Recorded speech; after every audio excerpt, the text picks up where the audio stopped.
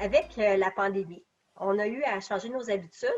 Et puis, donc j'avais une question à nos experts chez CPI. Euh, Est-ce que les foires commerciales, c'est pertinent quand c'est virtuel? Oui, Catherine, écoute, les foires commerciales virtuelles sont selon moi une très bonne option à explorer pour les entreprises.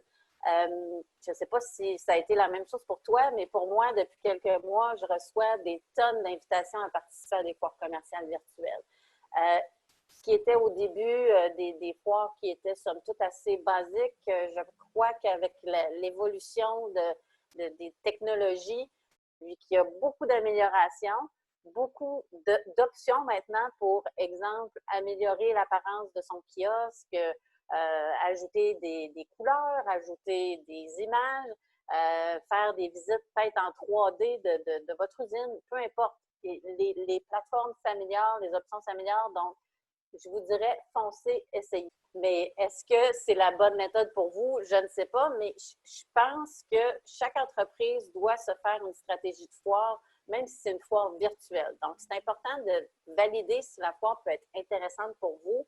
Est-ce que c'est le bon secteur? Est-ce qu'elle vous permet de rencontrer des clients potentiels intéressants, de qualité, ou est-ce qu'elle fait simplement vous permettre de démontrer vos produits? Donc, peu importe le style de foire, c'est important de poser des questions aux organisateurs. Ils sont là pour ça, les organisateurs, donc il faut les utiliser puis poser toutes les questions nécessaires pour voir si ça peut être pertinent pour vous cette foire-là.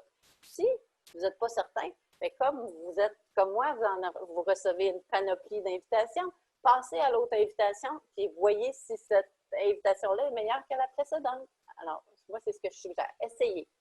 Donc, on ne peut plus faire vivre une expérience comme avant, avec une poignée de main et puis un sourire, puis se fier sur notre, notre charme et notre relationnel, là. Donc, comment faire vivre une émotion ou comment les entreprises, qu'est-ce qu'ils doivent penser au niveau graphique? Donner visuellement quelque chose qui va se démarquer des autres. Quand on expose en virtuel, les images peuvent passer vite, puis on n'arrête pas nécessairement sur tous les kiosques qu'on peut voir. Donc, il faut avoir quelque chose de punché, quelque chose d'original, quelque chose qui donne une bonne impression de notre entreprise.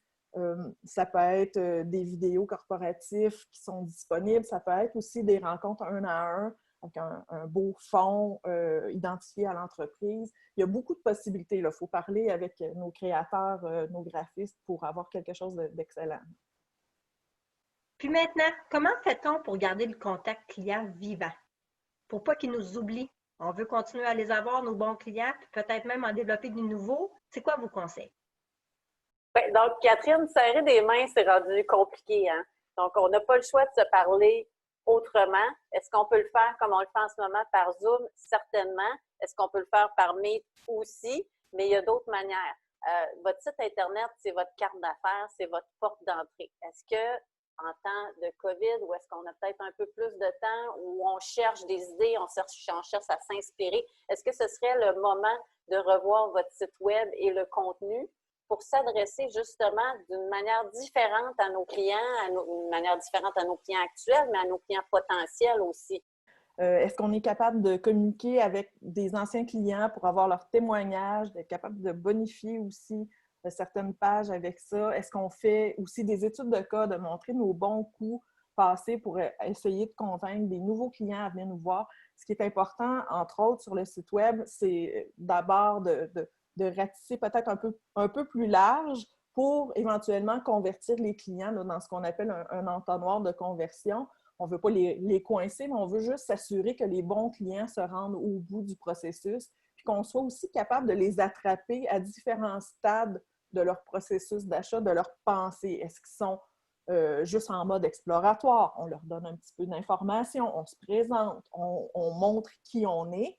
Ensuite, s'ils sont prêts à OK, ils sont intéressés, sont en mode intérêt, on leur donne un petit peu plus d'informations. C'est là, justement, que les études de cas peuvent entrer en compte, puis vraiment intéresser des clients à passer à la prochaine étape. Ensuite, on s'arrange aussi que sur notre site web, on les amène toujours à vouloir communiquer avec nous.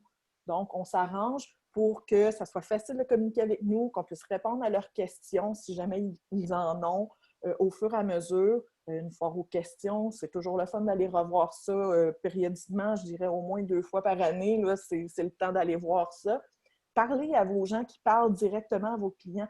Eux, ils ont plein d'idées, ils vont pouvoir vous donner plein d'idées par rapport à quoi mettre sur votre site web. Est-ce qu'il y a des actions précises à faire au niveau des médias sociaux, des changements d'habitude depuis la COVID? Ben oui, il y a plein d'habitudes qu'on peut changer. On peut aussi bonifier nos médias sociaux. Je parlais avec des clientes hier qui ne peuvent pas accueillir leurs clients. Eux, c'est vraiment les clients qui viennent à eux normalement. Puis, c'est pas possible de le faire présentement. Donc, ils sont en train de préparer la prochaine étape. Ils sont en train de leur donner des trucs, de leur donner des informations par rapport à ce qu'ils font, par rapport à comment utiliser leurs produits, dans leur cas, comment utiliser leurs services. Puis, sont déjà en train de penser à la prochaine saison, à la prochaine année. Ils sont déjà en train de bâtir des choses de manière différente, avec de la vidéo, avec des infographies, avec des entrevues qu'ils sont capables de faire avec le personnel sur place. Ils montrent un peu les dessous de l'entreprise aussi sur certains médias sociaux. Ils démontrent les expertises de leur équipe aussi sur des médias sociaux plus d'affaires. C'est vraiment... Ils sont en train de faire quelque chose de très intéressant, puis je le recommande vraiment à tout le monde. Tania, il y a moyen d'être innovant avec les médias sociaux aussi, là. Oui, tout à fait. C'est le temps là, de justement d'être créatif. Merci beaucoup, les filles, pour les bons conseils. Puis, entrepreneurs, on vous souhaite bonne chance.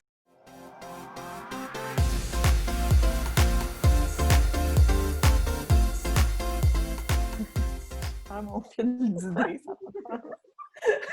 Mais c'était bon, ton affaire, c'était vraiment bon. Mais c'est ça, j'essaie d'être intense!